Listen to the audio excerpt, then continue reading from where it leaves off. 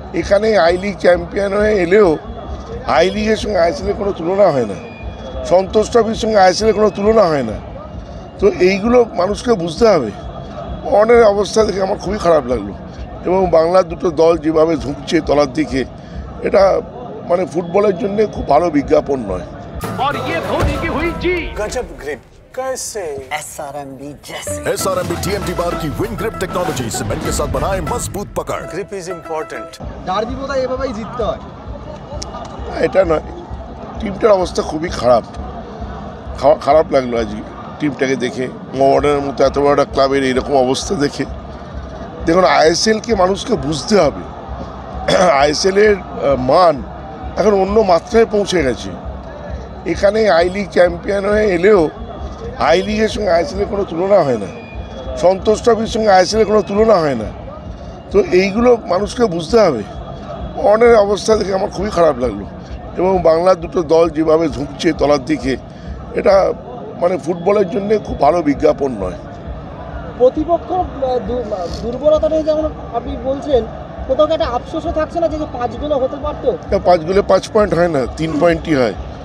সেখানে আমার 4 পয়েন্ট, 4 গোলে 3 পয়েন্ট হয়েছে। আমি 1 গোলেও যদি 3 পয়েন্ট হতো আমার কোনো আফসোস থাকতো না। জেমিও সর্বোচ্চ স্কোরার আপাতত কিন্তু জেমিকে সুভাশিস ছুঁয়ে পড়লো। একটা ডিফেন্ডারও কিন্তু মোহনবাগানের সর্বোচ্চ স্কোরের দাবিদার হয়ে উঠছে। এটা তো মোহনবাগান ক্লাব, এটাই তো, এইভাবেই টিম তৈরি করে যে সবাই যদি সব জায়গায় খেলতে মানে অলরাউন্ডার এবিলিটি থাকে সবসময়। যে স্ট্রাইকার আজকে জেমি যে খেলাটা খেলেছে, যদি কেউ ওয়াচ করে থাকেন, প্রত্যেকটা গোলের পেছনে তার ভূমিকা আছে।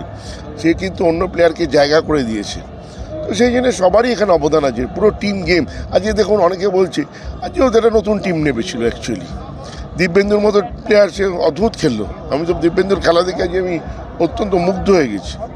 তো সেই জন্য সব পজিশনেই আমাদের প্লেয়াররা রেডি আছে, ভালো খেলছে। দিমির একটা শট বাড়ি লেগে বেরিয়ে এলো, দিমি গোলটা পেলে কি আরো দিমি মানসিকভাবে কি আরো অনেকটা ইয়ে হতে পারে? না, যে কোনো ফরওয়ার্ড যদি গোল পায় সেটা তো তাই উজ্জীবিত করেই থাকে। দুর্ভাগ্য হয়নি এই ম্যাচে, পরের ম্যাচে পাবে। এখন আমি সেটা বলবো না, আরও 2টো ম্যাচ যাক, তারপরে বলবো। Extra time.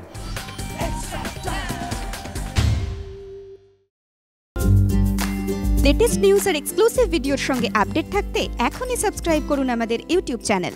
বেল আইকনে ক্লিক করতে ভুলবেন না যেন।